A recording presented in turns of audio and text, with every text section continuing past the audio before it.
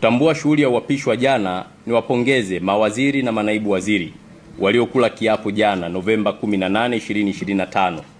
Wote waliokula kiapo jana wanapaswa kufahamu kwamba Mheshimiwa Rais Daktari Samia Suluhu Hassan ana kasi ya kuijenga Tanzania iliyo bora.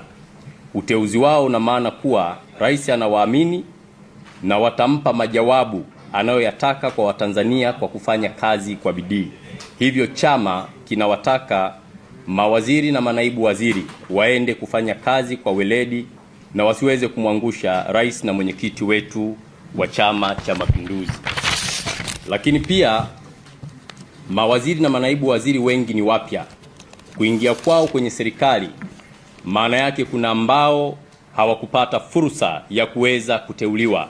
Hivyo basi, kipindi wanafurahia uteuzi huo na wamesha kula kiapo kuingia kwa ofisini, wakumbuke kuwa rais hana mchezo na anataka kazi na utendaji uliotukuka uliojawa na utu ndani yake kwa Watanzania wote. Hivyo Chama cha Mapinduzi hakitasita kuchukua hatua kali kwa kiongozi yoyote mzembe ndani ya serikali ambayo imeundwa na Chama cha Mapinduzi. Hivyo tunawataka wote ambao wameteuliwa wajue wana wajibu wa kwenda kuwatumikia wananchi na sio